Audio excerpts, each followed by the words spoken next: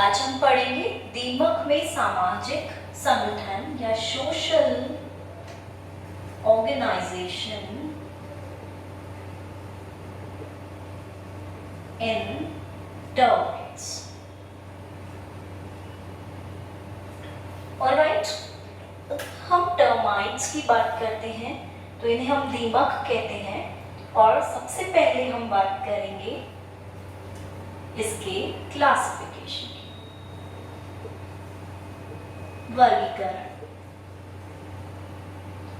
Classification में सबसे पहले आता है किंगडम, एनिमेलिया है, राइट, फाइलम आर्थ्रोपोडा है, मीन्स जॉइंटेड लेग्स। पोडा का मतलब legs, arthro means jointed. Class Insecta है, इंसेक्ट की श्रेणी में आते हैं। ऑर्डर आइसोप्टेरा है, iso means same and tera means wings, पंख। मतलब दोनों प्रकार, दोनों साइड की जो विंग्स होते हैं वो एकदम इन ऑर्गेनिजम्स में सिमिलर होते हैं, सेम होते हैं साइज में। फैमिली टर्माइटिडाe,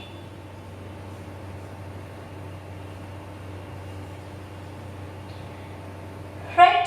इस तरह से kingdom Animalia, phylum Arthropoda, class Insecta, order Isoptera, family Termitidae. इस तरह से हमारा पूरा क्लासिफिकेशन होता है टर्माइट्स का।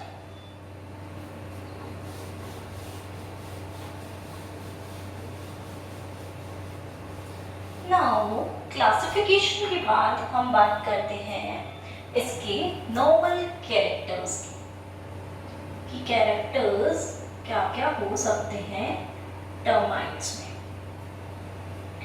राइट। इसे हम बोलते हैं लक्षण, जिसमें सबसे पहले हम बोलेंगे कि ये विंग, पंख युक्त भी हो सकते हैं और बिना पंख के भी हो सकते हैं। विंग्स भी होंगे और विंगलेस भी हो सकते हैं। सेकेंडली हम बोलेंगे कि इनमें निम्फ्स भी उपस्थित रहती हैं। ये इनकम्प्लीट, अपूर्ण कायांतरण करते हैं, जिसमें निम्फ बनते हैं और निम्फ से एडल्ट्स का फॉर्मेशन होता है। इनमें 4 टार्साई सेगमेंट्स उपस्थित रहते हैं, राइट। अगर इनके एब्डोमेन की बात करें तो इनका उदर 11 खंडों में विभाजित रहता है, 11 सेगमेंट्स में डिवाइडेड रहता है।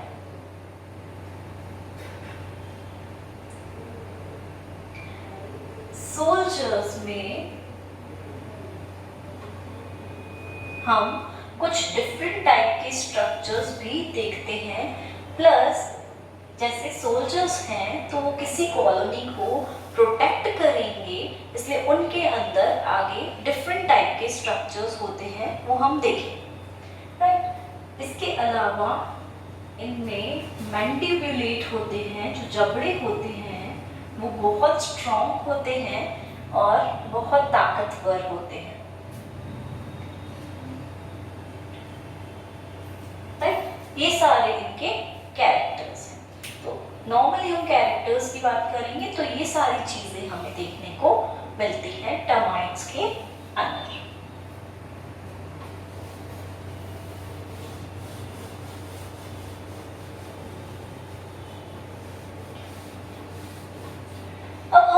करते हैं कि सोशल ऑर्गेनाइजेशन है, तो सोशल ऑर्गेनाइजेशन में ऐसे कौन से कैरेक्टर्स हैं जो सोशल ऑर्गेनाइजेशन को प्रमोट करते हैं या उनके कारण कुछ अच्छा हो रहा है, या हम बोल सकते हैं advantages of social organisation.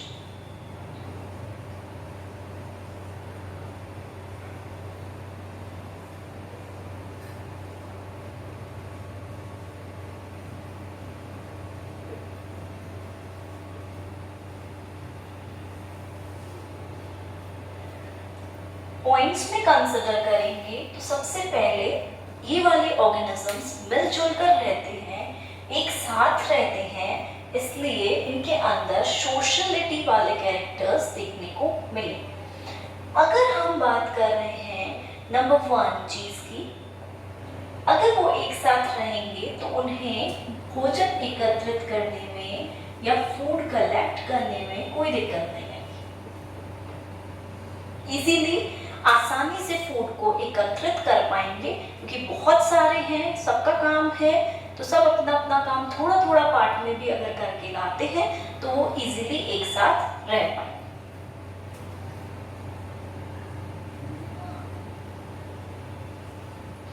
Enemy से सेफ रहेंगे, बच के रहेंगे अपने दुश्मनों से, क्योंकि अगर नंबर ज्यादा होगा तो दुश्मन अटैक करने से पहले बहुत बार सोचे। यही हम ह्यूमंस में भी देखते हैं कि अगर हम एक ग्रुप में प्रेजेंट हैं, 10 लोग हैं हम, तो एक इंसान आके अटैक नहीं कर पाएगा, उसे भी 10 लोगों को इकट्ठा करना पड़ेगा, तो वो थोड़ा एक बार सोचने में आ जाता है। सारा काम एक दूसरे में बांट लेंगे तो डिविजन ऑफ लेबर में हेल्प मिलेगी, राइट। स्ट्रेस नहीं पड़ेगा कि सारा काम उन्हें अकेले करना है, ठीक है। तो वर्क जो है, वर्क स्ट्रेस से वो थोड़ा बच सकते हैं, क्योंकि सबका काम अलग अलग होगा तो किसी एक पर भार नहीं पड़ेगा।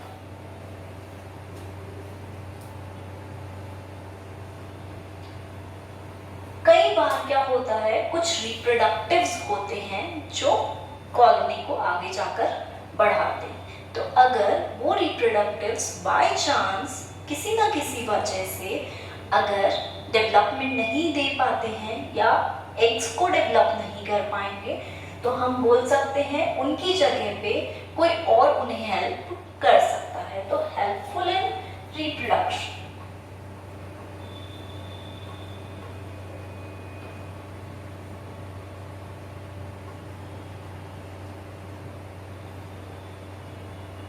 सारे एक साथ मिलकर जो नेस्ट होता है इनका, उसको बनाने में हेल्प कर सकते हैं। एक बड़ा सारा अच्छा खासा नेस्ट ये बना सकते हैं। तो ये सारे एडवांटेजेस हो गए सोशल ऑर्गेनाइजेशन से, और अगर ये सारी चीजें होंगी तो इनका जो लाइफ स्पैन है, जीवन काल जो होता है, वो इनका बढ़ सकता है, इंक्रीज हो सकता है, क्योंकि अगर ये सेफ रह पा रहे हैं तो ये ज्यादा दिन तक जीवित रह पाएंगे, अपनी जीविका को चला पाएंगे। It means life span is increasing. तो ये सारे हमारे एडवांटेजेस हैं सोशल ऑर्गेनाइजेशन ऑफ टर्माइट्स।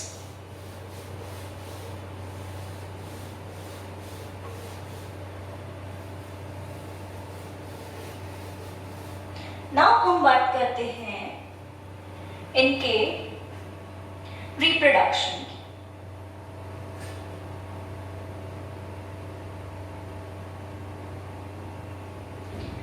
इनके रिप्रोडक्शन में अगर हम बात करें तो हमारे पास रिप्रोडक्टिव टर्माइट्स में 2 टाइप के हैं।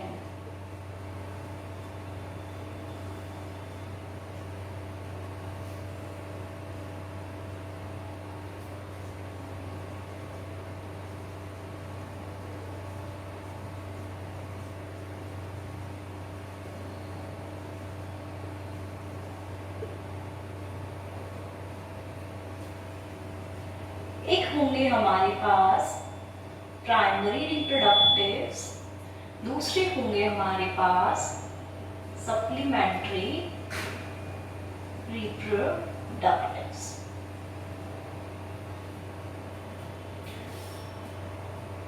प्राइमरी रिप्रोडक्टिव्स में मोस्टली आएंगे king and queen, and supplementary reproductives में मोस्टली आएंगे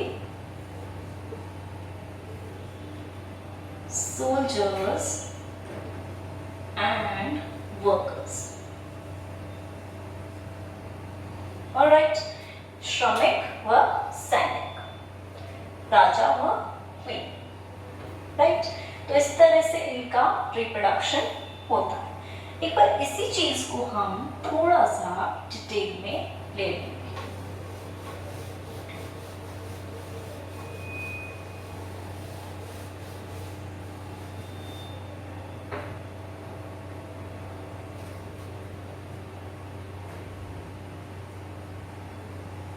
Primary reproductives. That means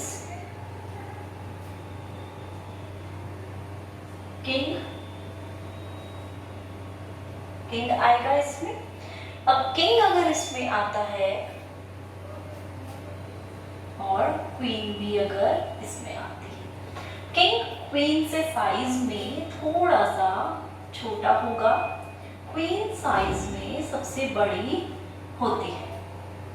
right, queen की अगर हम बात करते हैं तो इनमें श्रृंगिका वेल डेवलप्ड होती है.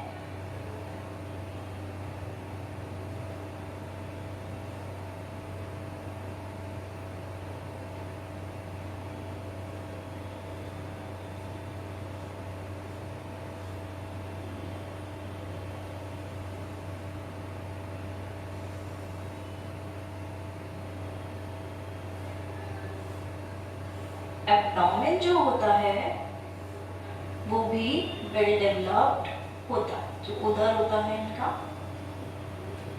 थॉरिक्स जो होगा वो थोड़ा सा छोटा होता है, बाकी एब्डोमेन बहुत बड़ा होता है. क्वीन को हम एक तरह से रानी बोल रहे हैं, और रानी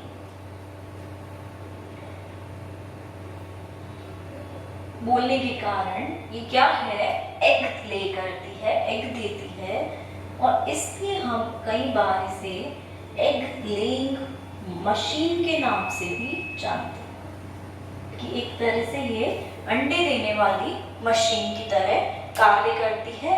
एक बार अगर इसने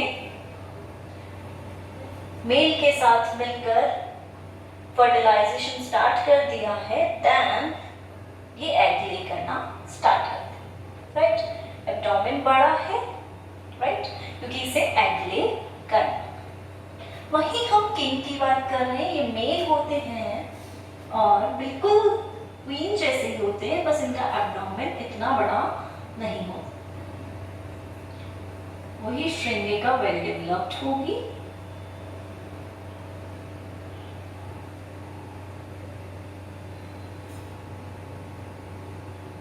ये थॉरिक्स रीजन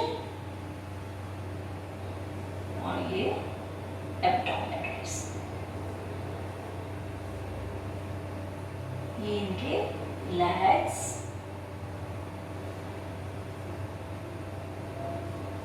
एब्डोमेन. तो इस तरह से किंग और क्वीन में ज्यादा डिफरेंस नहीं. दोनों ही प्राइमरी रिप्रोडक्टिव्स हैं, मींस दोनों के पास विंग्स होते हैं. विंग्स, पंख दोनों में प्रेजेंट रहेंगे. और जब हम इनकी लाइफ साइकिल पढ़ेंगे तब हम इनको डिटेल में पढ़ेंगे कि किस तरह से आगे जाके ये फंक्शन करते हैं. दोनों ही रिप्रोडक्टिव्स हैं. नाउ हम बात करते हैं सप्लीमेंट्री रिप्रोडक्टिव्स.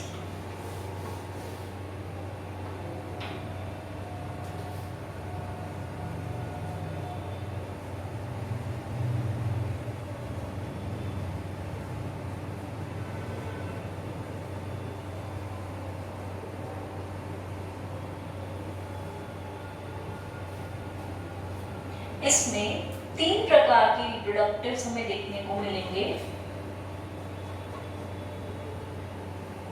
एडल्टॉइड,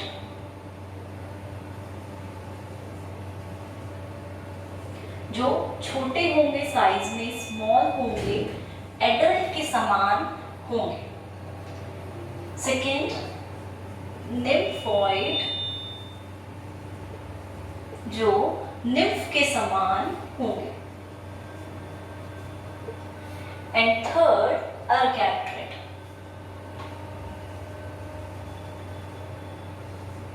जिनमें विंग्स एब्सेंट होंगे, बिल्कुल ही अनुपस्थित होंगे। तो इस तरह के 3 टाइप के सप्लीमेंट्री रिप्रोडक्टिव्स होंगे।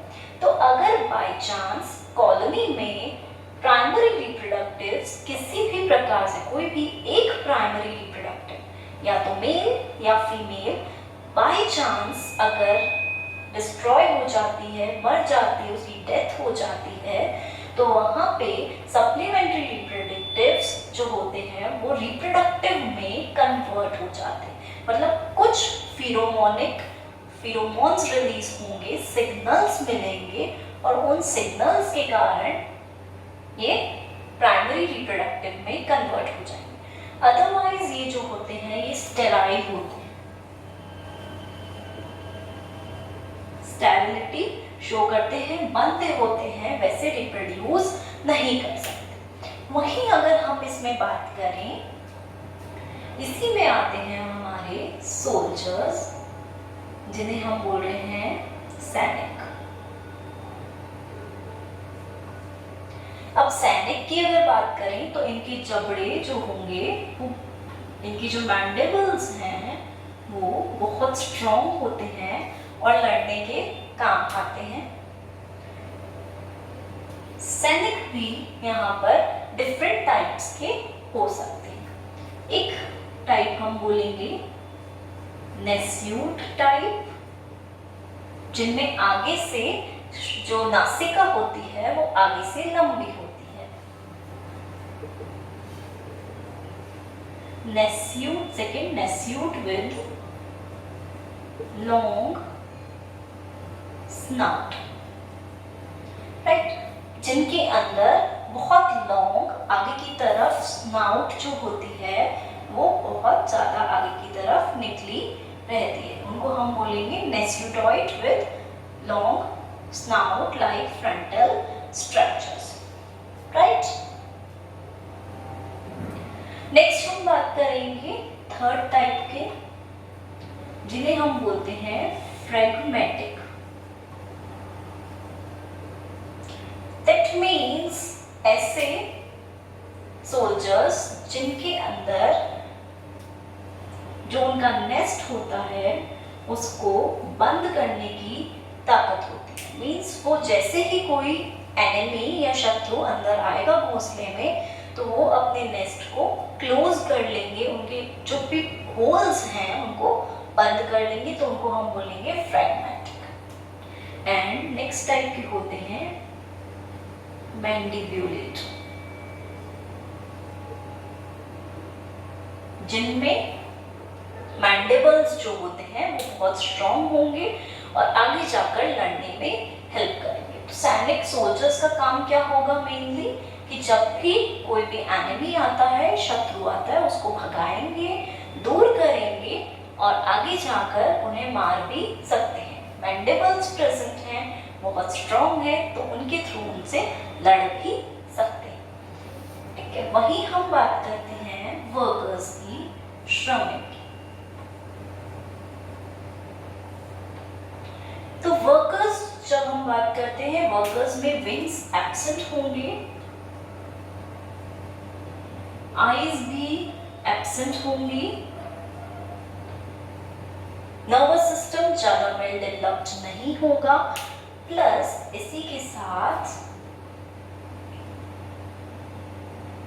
इनका जो डाइजेस्टिव सिस्टम है वो बहुत स्ट्रॉन्ग होगा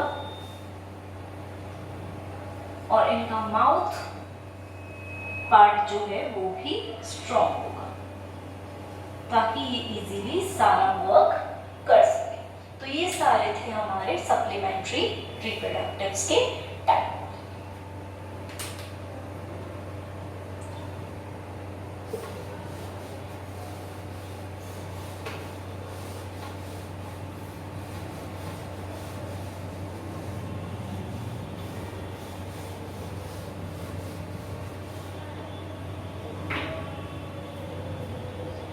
सोल्जर्स का एक बार हम देख लेते हैं। हमने स्नाउट वाले सोल्जर्स पढ़ा। इस तरह से स्नाउट होगी, ये थॉरैक्स रीजन प्रेजेंट होगा,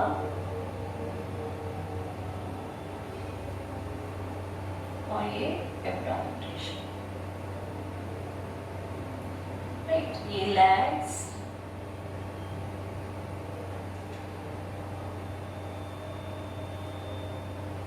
स्नाउट वाले सोल्जर्स।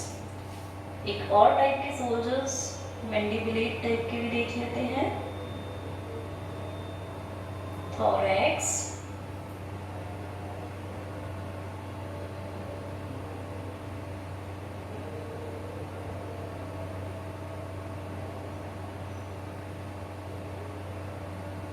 एब्डोमेन, लेग्स, श्रृंगिका, और इसी के साथ ऐसे स्ट्रक्चर्स जिनसे इजीली फाइट कर सके, राइट। वहीं हम बात कर लेते हैं वर्कर्स की।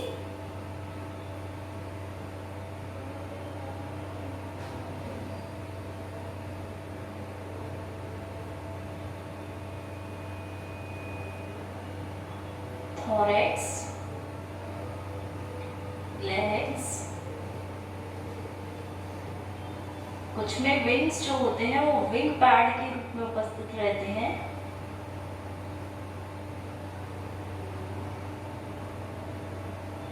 ये इनका एब्डोमेन। तो इस तरह से ये हमारे हो गए वर्कर, श्रमिक।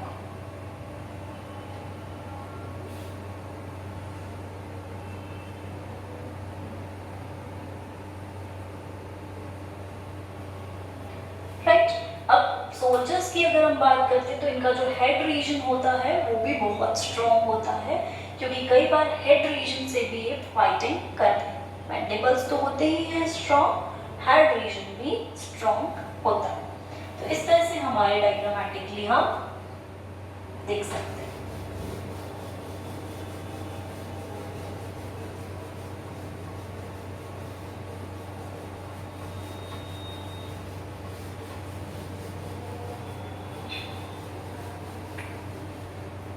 ऑलराइट, अब हम बात कर लेते हैं यहाँ पर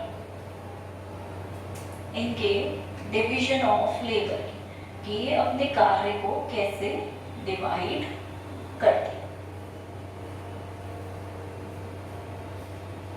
राइट।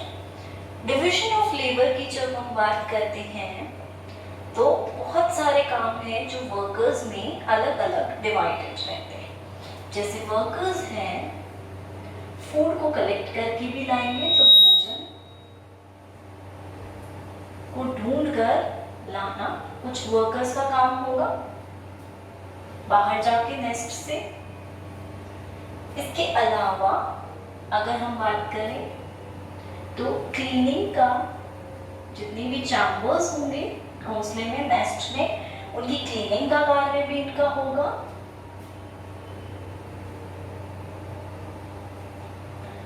इसके अलावा साफ सफाई हो गई, फूड निम्फ को प्रोवाइड कराना, निम्फ्स जो होंगे उनको फूड खिलाना, भोजन कराना। जो किंग व क्वीन हैं उनको भोजन कराना, फूड प्रोवाइड करना, भोजन कराना। कुछ होते हैं जो भोजन को कलेक्ट करके लाते हैं तो उन्हें ग्रेनरीज में इकट्ठा करते हैं, तो स्टोरेज का भी काम इनका होता है कि वो स्टोर कर रहे हैं एक तरह से फूड को। क्लीनिंग यहाँ पर नेस्ट के चैम्बर्स की हुई है। एक होते हैं जो क्वीन है वो कुछ सलाइवा और उसका जो एनल पोर्शन है, लास्ट वाला पोर्शन है, वहाँ से कुछ सब्सटेंसेस, गोनोपोर से कुछ सब्सटेंसेस रिलीज करती है, उनको भी ये खाकर क्लीन करते हैं।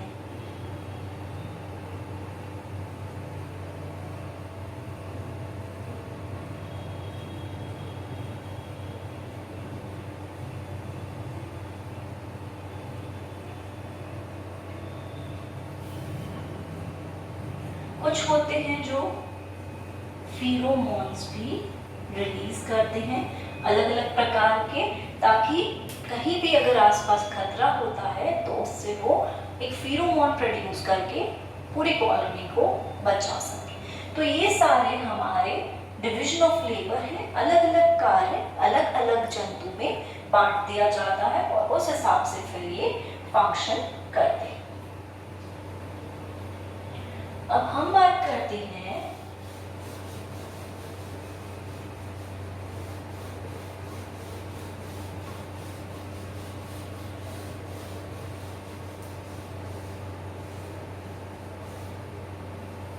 फॉर्मेशन ऑफ कॉलोनी की।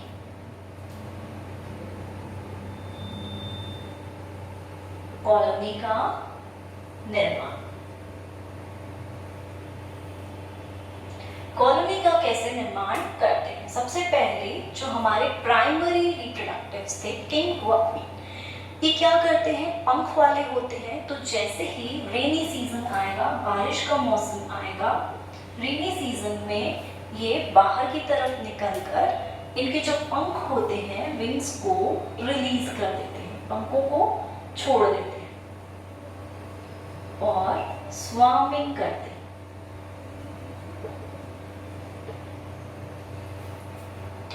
मतलब लाइट का जो, सूरज का जो सोर्स है उस तरफ जाने की कोशिश करते हैं, दोनों मिलकर जाते हैं। मेल हमेशा फीमेल का पीछा करता है और दोनों पीछा करते करते जाते हैं, स्वार्मिंग करते हैं। विंग्स रिलीज कर दिए।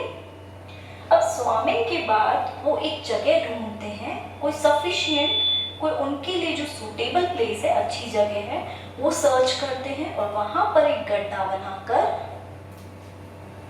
वहां पर एक होल बनाकर, गड्ढा बनाकर वहां पे मीटिंग होती है। ठीक है, दोनों मीट करते हैं और मीटिंग के 2-3 डेज में, 2-3 दिन बाद फीमेल एग्स को रिलीज करती है। इसे हमने बोला एग लेइंग मशीन है, क्योंकि उसका एब्डोमेन बड़ा होता है। एग्स प्रोड्यूस करती है। एग्स स्टार्टिंग में कम नंबर में प्रोड्यूस होते हैं, 10 to 30 पर डे, इस हिसाब से, और धीरे धीरे जैसे जैसे डेज बढ़ते जाते हैं वैसे वैसे थाउजेंड्स ऑफ एग्स भी पर डे प्रोड्यूस करने की उनमें पूरी कैपेबिलिटी होती है। पर डे की बात करें तो धीरे धीरे हम बोल रहे हैं कि वहाँ पे साइज इंक्रीज होती रहती है। तो इस तरह से कॉलोनी का फॉर्मेशन होगा। अब जो किंग व क्वीन है, क्योंकि वो मेटिंग करते हैं साथ में, तो इन्हें हम रॉयल पेयर बोलते हैं, शाही जोड़ा। और इस शाही जोड़े, ये जो शाही जोड़ा है, ये कहाँ रहता है, रॉयल चैम्बर में ही रहता है। इनका एक शाही स्थान होता है, वहीं पर ये रहता है। राइट, ये था हमारा फॉर्मेशन ऑफ कॉलोनी। अब हम बात कर रहे हैं ग्रोथ ऑफ कॉलोनी की, कि कॉलोनी की वृद्धि कैसे होगी। ठीक है, इन्होंने एग्स दिए,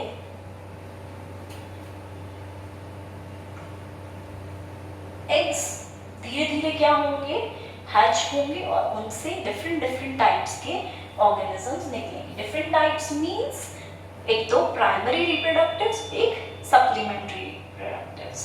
4 टाइप के organisms, queen, king, sterile workers, sterile soldiers. तो एग्स धीरे धीरे डेवलप होंगे निम्फ्स में, देन एडल्ट्स। और वो एडल्ट्स कई बार कॉलोनी की संख्या जो होती है वो लैक्स में होती है। टर्माइट में लैक्स में भी संख्या नंबर हो सकता है कॉलोनी का। तो यहाँ पर उन्होंने क्या किया, सारा डेवलपमेंट किया।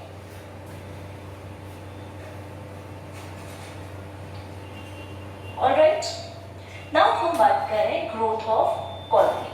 तो ग्रोथ कैसे हो रही है, एक के बाद एक लाइफ साइकिल चलती जा रही है, सब अपना अपना काम कर रहे हैं और उस तरह से अपनी कॉलोनी को बढ़ाते जा रहे हैं, राइट। और जब भी नीड होगी तो किंग और क्वीन का डेवलपमेंट हो जाएगा।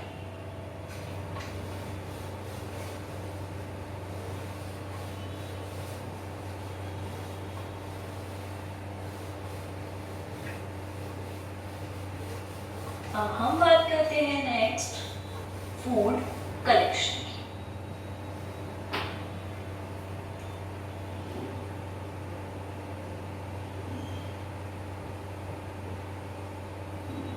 कि फूड कैसे कलेक्ट करेंगे। सबसे पहले तो फूड कलेक्शन का काम सोल्जर्स और वर्कर्स का ही रहेगा। फूड कलेक्ट सिर्फ सोल्जर्स एंड वर्कर्स ही करते हैं।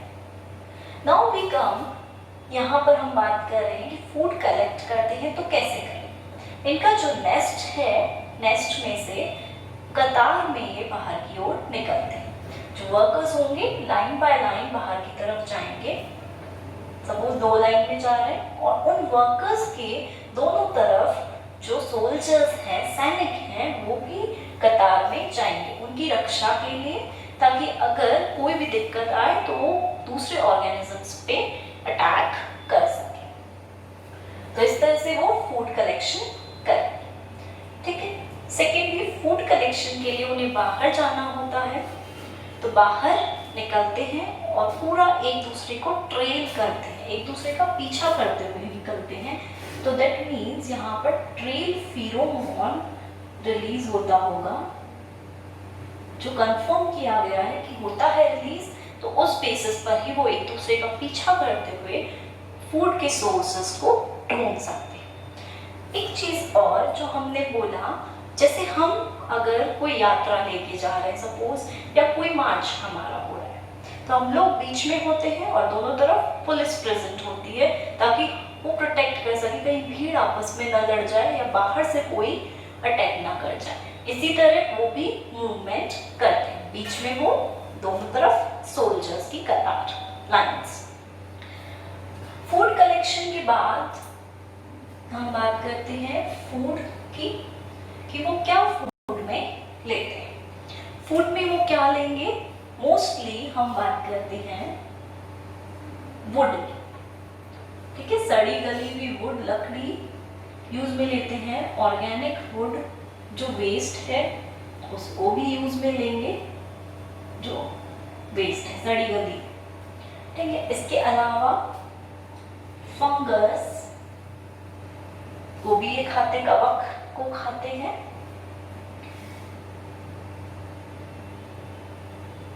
इसके अलावा जो पेपर्स होते हैं उनको भी ये खाते हैं। कुछ वेजिटेबल्स पे भी अटैक कर जाते हैं, कुछ प्लांट्स पे जहाँ पे फंगस उपस्थित होती है उनको अटैक करके खराब कर सकते हैं। तो ये सारे इनके फूड होते हैं। फाइल्स हो गई, ट्रीज हो गए, क्योंकि वुड ट्रीज में भी प्रेजेंट होता है। तो इस तरह से इनका फूड होता है। अलग अलग फूड को वो प्रेफर कर सकते हैं, ग्रासेस पे भी फीड कर सकते हैं। तो ये सारी चीजें वो कलेक्ट करके अब तोड़ तोड़ के अपने माउथ में लेकर आते हैं और माउथ में लाकर ग्रेनरीज में स्टोर करते हैं। उनके नेस्ट में ही ग्रेनरीज प्रेजेंट होती हैं, वहां पे जाकर स्टोरेज चैम्बर्स हैं जो वहां पे डाल देते हैं। अब फीडिंग हैबिट, फूड हमें पता चल गया, फीडिंग हैबिट क्या रहेगी। इनकी फीडिंग होती है प्रोक्टोडियल फीडिंग।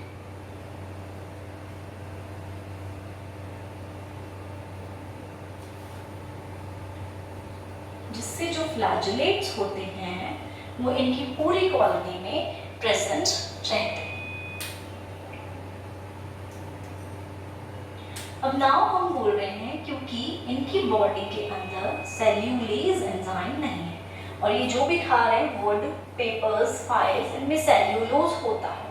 तो सेल्यूलेज एंजाइम अगर इनकी बॉडी में एब्सेंट है तो यहाँ पर बैक्टीरियाज प्रेजेंट होते हैं इनके इंटेस्टाइन्स में, इनकी बॉडी के अंदर, जहाँ पे वो सेल्यूलोज का पाचन, सेल्यूलोज का डाइजेशन कर पाते हैं। तो ये बैक्टीरियाज और ये फ्लैजेलेट्स, ये दोनों मिलकर क्या करते हैं, सेल्यूलोज की डाइजेशन में हेल्प करेंगे। तो इस तरह से फीडिंग हैबिट वो डेवलप करेंगे और सेल्यूलोज का पाचन करते जाएंगे, क्योंकि सेल्यूलेज एंजाइम को डाइजेस्टिव एंजाइम पाचक रस वहां उपस्थित नहीं है।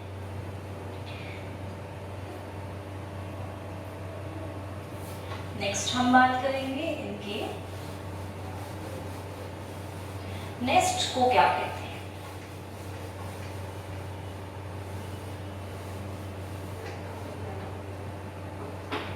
इनके नेस्ट को हम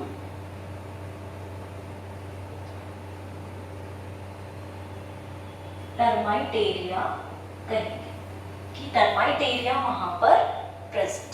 टर्माइटेरिया नेस्ट का नेम है, ये हमेशा याद रखना। नाउ नेक्स्ट, क्योंकि वो कॉलोनी बना रहे हैं तो फंगल गार्डन्स भी वो लगाते हैं कॉलोनी में बीच में। फंगस, एस्कोमाइसिडीज,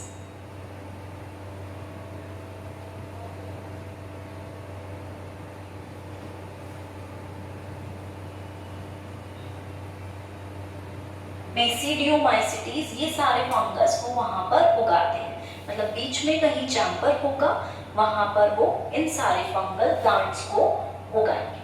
ठीक है। नेक्स्ट एक चीज हम देखते हैं यहाँ पर कि जो शाही जोड़ा होता है, रॉयल पेयर होता है, वो नीचे की तरफ रहता है, बीच में रहने की कोशिश करता है ताकि आसपास बाकी सारे वर्कर्स और सैनिक रह सकें और वो प्रोटेक्टेड रहें अपनी कॉलोनी के द्वारा।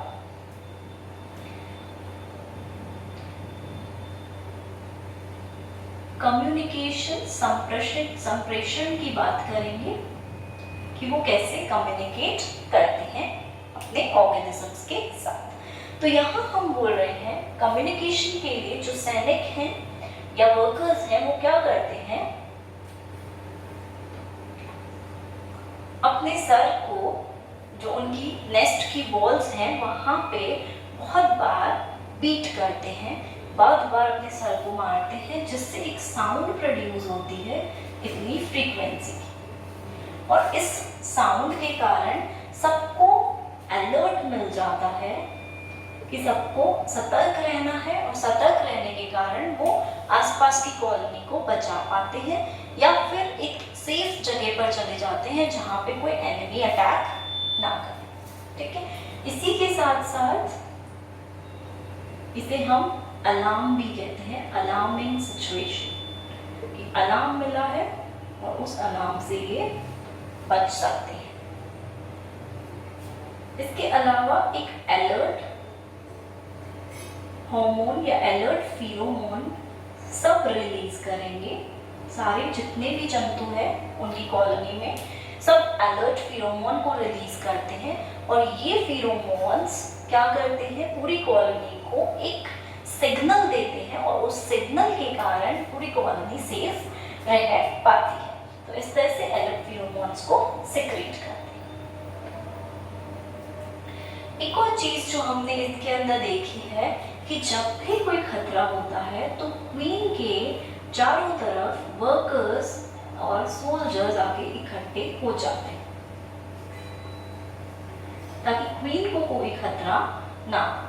इसके पीछे रीजन ये होता है कि क्वीन भी कुछ फेरोमोन्स या हार्मोन्स को रिलीज करती है, जिससे सारे ऑर्गेनिजम्स जो उनके मेंबर्स हैं कॉलोनी के, वो उससे अट्रैक्ट होते हैं, और अट्रैक्ट होने के कारण वो आसपास एक घेराबंदी कर लेते हैं, घेरा बना लेते हैं, जिससे क्वीन एकदम सेफ रहे।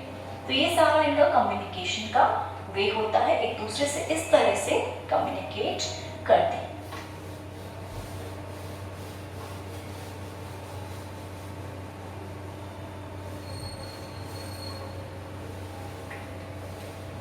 इनको हमने पढ़ा था कि इन्हें व्हाइट आंट्स या सफेद चींटी के नाम से भी जानते हैं। अब हम बात करते हैं इनके टर्माइटोफाइल्स। टर्माइटोफाइल्स मीन्स इनके टर्माइट्स के अंदर कौन कौन से जंतु वहां पर प्रेजेंट और रह सकते हैं। इनके साथ एंट्स प्रेजेंट रहती है, स्पाइडर्स, बग्स, बीटल्स, ये तो प्रेजेंट रहते हैं। इसके अलावा बड़े ऑर्गेनिजम्स जैसे snacks, lizards,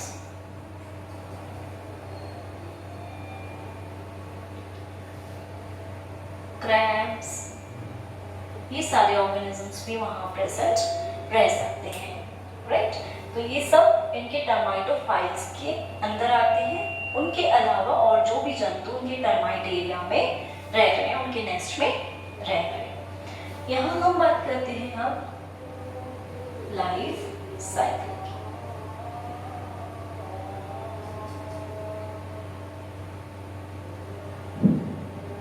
egg, nymph, adults. अगर हम क्वीन की बात कर रहे हैं तो क्वीन हम बोलते हैं 5 से 30 साल तक जीवित रह सकती है। वो डिपेंड करता है उस पे कितना वो लिव कर पाती है। एंड यहाँ पर इस तरह से इनकी लाइफ साइकिल चलती है। जब हम एग्स की बात करते हैं तो एग्स 0.5 mm के होते हैं, थिक, किडनी शेप्ड होते हैं और येलो कलर्ड, पीले रंग के पाए जाते हैं। बहुत सारे हो सकते हैं नंबर में, डिपेंड करता है क्वीन कितने लेकर। निम्फ की बात करते हैं, यही निम्फ में बदल जाते हैं और निम्फ 90 डेज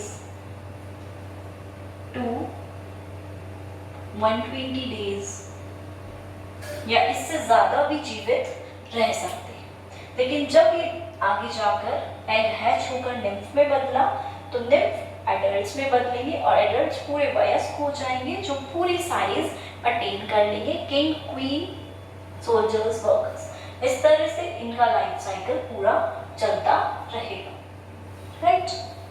तो ये था हमारा लाइफ साइकिल की बात।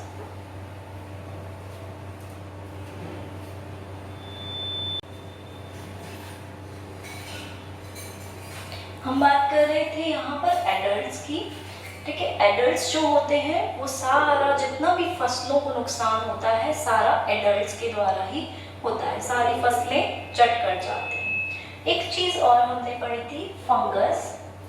फंगस जो है वो मोस्टली एम्ब्रोसिया नाम की फंगस को ये ग्रो करते हैं और फंगस में इस चीज को याद रखना, एम्ब्रोसिया फंगस से हमें मतलब उनको विटामिन और नाइट्रोजन जैसे सब्सटेंसेस मिलते हैं, जिनके कारण वो अपना पूरा जितना भी न्यूट्रिशन है वो उससे ले पाते हैं।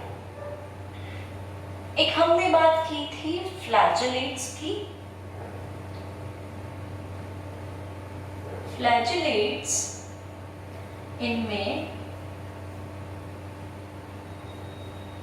पॉलीमेस्टिजिना नाम के होते हैं, ये भी याद रखने वाली चीज है, पॉलीमेस्टिजिना एंड हाइपरमेस्टिजिना।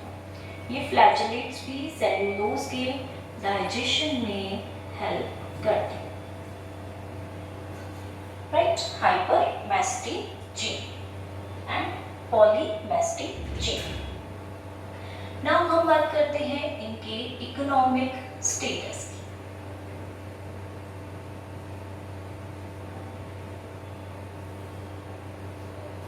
इकोनॉमिक स्टेटस मतलब कि ये हमारी इकोनॉमी को क्या नुकसान पहुंचा रहे हैं या फायदा पहुंचा रहे हैं।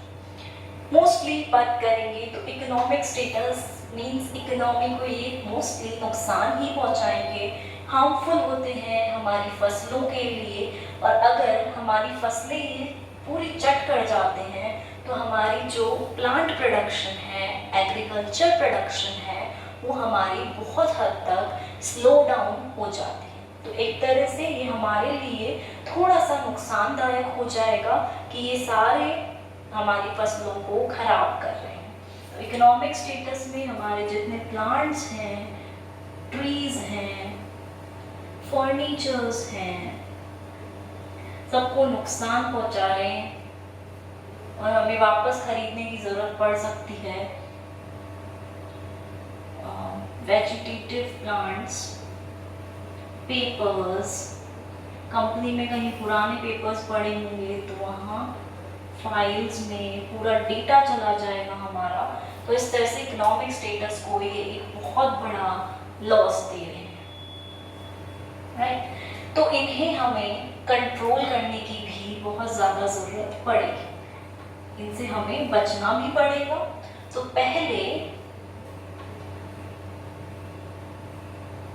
BHC, DDT, एल्ड्रिन यूज किए जाते थे, पर अब क्योंकि ये बहुत ज़्यादा नुकसानदायक थे इसलिए इनको यूज़ करना गवर्नमेंट ने बैन कर दिया, क्योंकि ये हमारी इंडस्ट्रीज में जा रहे थे, हमारे वाटर को, हमारी सॉइल को, सबको पल्यूट कर रहे थे। तो बाद में हमने बोला क्लोरपाइरिफॉस एक कंट्रोल एजेंट है जिसे हम 0.5 ml या 0.5% में लेंगे तो ये इनको कंट्रोल कर सकता है, और इनको कंट्रोल करने के बाद हमें एक अच्छा एग्रीकल्चर प्रोडक्ट मिल सकता है। तो इस तरह से इनको हम कंट्रोल कर सकते हैं। नाउ हम बात करते हैं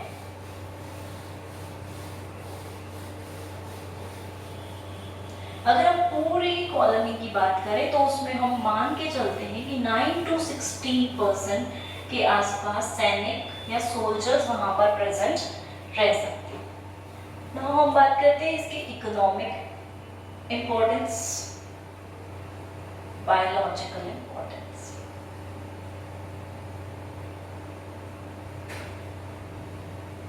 कि बायोलॉजी के बेसिस पर ये कैसे हमारे लिए इम्पोर्टेंट है, राइट। अब बायोलॉजी के बेसिस पर कैसे इम्पोर्टेंट है, क्योंकि ये एक इम्पोर्टेंट कंपोनेंट है फूड चेन का, एक महत्वपूर्ण घटक के रूप में फूड चेन में उपस्थित रहते हैं, राइट।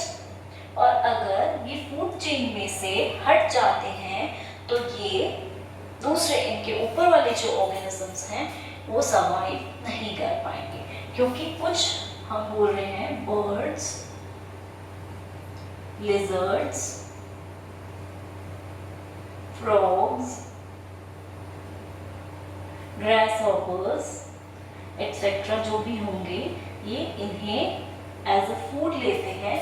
तो अगर इनके पास एक इनका फूड का ऑप्शन नहीं रहेगा तो ये सर्वाइव नहीं कर पाएंगे, और ये सर्वाइव नहीं कर पाएंगे तो फूड चेन आगे कंटिन्यू नहीं हो पाएगी। तो इस तरह से ये इम्पोर्टेंस रखते हैं हमारी बायोलॉजी में भी, और बायोलॉजिकल इम्पोर्टेंस भी ये रखते हैं। तब हम बात करते हैं इनके नेस्ट के प्रकार की, इनके टाइप्स ऑफ नेस्ट की।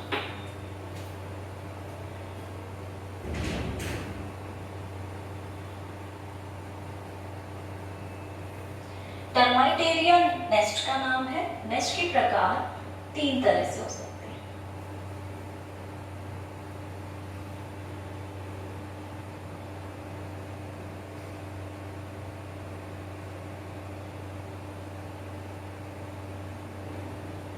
माउंट्स, मोल्ड्स या टीले।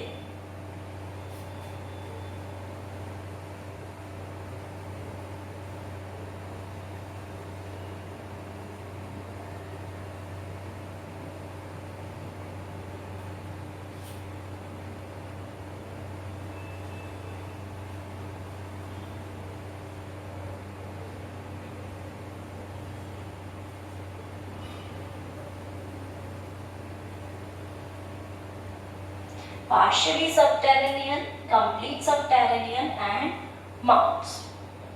माउंट्स में भी अलग अलग होते हैं type, unilocular,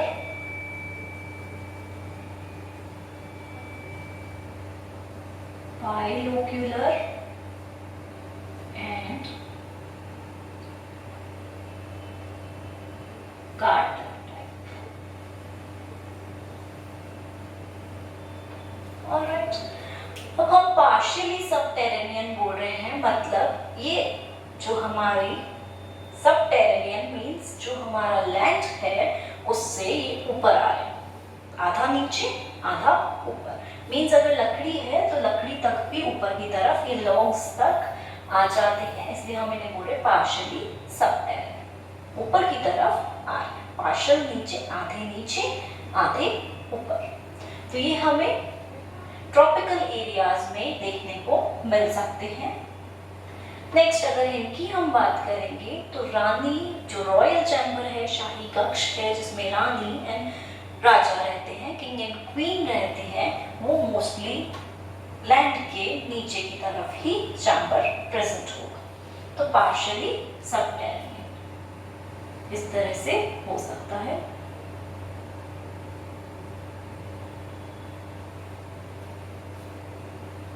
next complete subterranean का मतलब है कि ये बिल्कुल ऊपर की तरफ रहेंगे और ये वाली जो है ये मोस्टली जंगलों में हमें देखने को मिलेंगे, फॉरेस्ट के अंदर हमें ज्यादा अच्छे से देखने को मिलेंगे, प्रेवलेंट रहेंगे।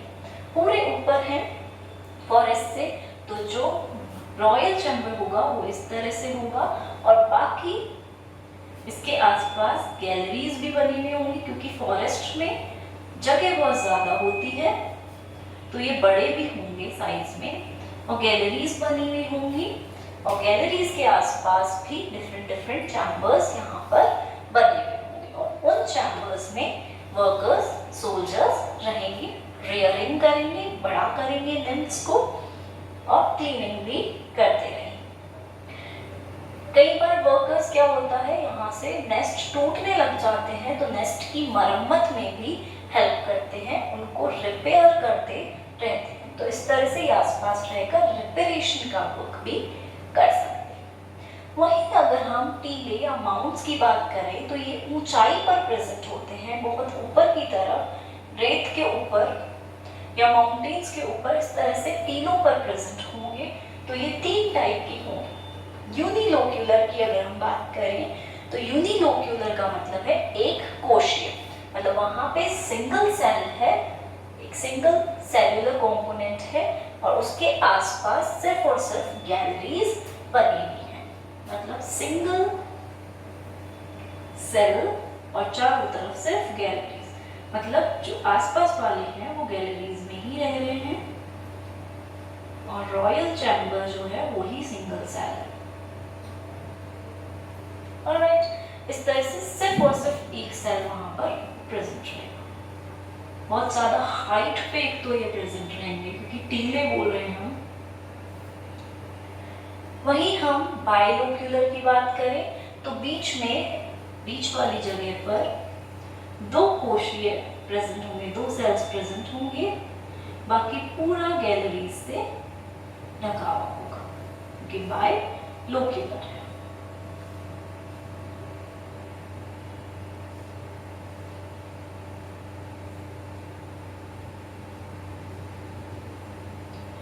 क्योंकि ये सबसे ज्यादा हाइट पर प्रेजेंट है तो यहाँ पर एयर, वेंटिलेशन सब कुछ बहुत प्योर रहेगा, क्योंकि बहुत अच्छे से प्योर एयर, साफ सुथरी हवा आएगी, एयर हवा बहुत अच्छे से मिलेगी क्योंकि ऊंचाई पर है, वहाँ कोई बैरियर नहीं है, कोई रोक टोक नहीं है कि एयर कहीं से रोक सके। इनमें फिर भी एयर, क्योंकि फॉरेस्ट बहुत घने घने जंगल होते हैं, एयर अच्छे से प्रोवाइड नहीं हो पाती नीचे की तरफ, तो इस तरह से ये पूरे फुल वेंटिलेटेड कंडीशन में प्रेजेंट होंगे। वहीं हम कार्टर टाइप की बात कर लेते हैं। कार्टर टाइप में क्या होगा, ये किसी रेत के ऊपर ना होकर कुछ जो इनके स्रावित होते हैं, हॉर्मोन्स हैं सपोज, या इनके सलाइवा हैं, या जिस लकड़ी को इन्होंने वापस से स्रावित किया है खाकर, वापस से निकाला है, उस लकड़ी पर, गली सली लकड़ी पर ये जाकर ये इस टाइप के घर बनाते हैं, कार्टर टाइप, और ऊपर ही टीलों के समान ही बनाते हैं। तो ये इतने स्ट्रॉन्ग नहीं हो पाते। कई बार अगर हम इनके घरों की बात करें तो कई बार ऊपर से नुकीले टाइप के भी हो सकते हैं, इस टाइप के भी घर हो सकते हैं, कई बार सिंपल गोल इस टाइप के भी हो सकते हैं, कई बार इस टाइप के भी होम्स हो सकते हैं। तो स्ट्रक्चर्स इनमें डिफरेंट हमें देखने को मिल सकती है। एक और इंटरेस्टिंग चीज जो हमें देखने को मिलती है वो ये है कि जो भी वर्कर्स हैं कलेक्ट करके ला रहे हैं फूड को, और जब लकड़ी को गला रहे हैं तो कई बार वो अपने मुंह से वापस से उसको बाहर निकालते हैं, जिसे हम बोलते हैं, इस टर्म को रीगर्गिटेट। रीगर्गिटेट मतलब वापस से उस फूड को बाहर निकाल रहे हैं, और वो ही फूड वो कई बार निम्फ्स को भी खाने के लिए देते हैं। ठीक है, तो ये टर्म हम याद रखना, कई बार शॉर्ट क्वेश्चंस में आ जाती है। What is regurgitate? वापस से निकालना। एक तरह से हमारे फॉर्म में हम बात करें तो वॉमिट करना, जो हम खा रहे हैं उसको वापस से वॉमिट करना, तो उसको हम रीगर्गिटेट बोलेंगे, और वो एज अ फूड निम्फ को देंगे। तो ये था हमारा टर्माइट्स के बारे में एक छोटा सा ब्रीफ इंट्रोडक्शन, कैसे वो सोशली रह रहे हैं और क्या क्या एडवांटेजेस हैं, कैसे वो अपने डिवीजन को, अपने वर्क को कैसे डिवाइड कर रहे हैं, डिवीजन ऑफ लेबर शो कर रहे हैं, और मिलजुल कर रहकर अपनी एक कॉलोनी को बचाकर सेफ रख के रह रहे हैं। तो इनसे हमें कई बार सीखने को मिलता है कि हम खुद भी, हम ह्यूमंस भी काश इतने सोशल हो पाते, एक दूसरे की इतनी मदद कर पाते तो बहुत अच्छा होता। एक तरह से हम यहाँ पे एक सीख भी ले सकते हैं कि हमें भी इतना सोशली रहना चाहिए, क्योंकि हमने सोशल के बहुत सारे एडवांटेजेस अभी जस्ट देखे, लाइफ स्पैन बढ़ा रहे हैं हम अपना, तो इस तरह से ये वर्क करते हैं।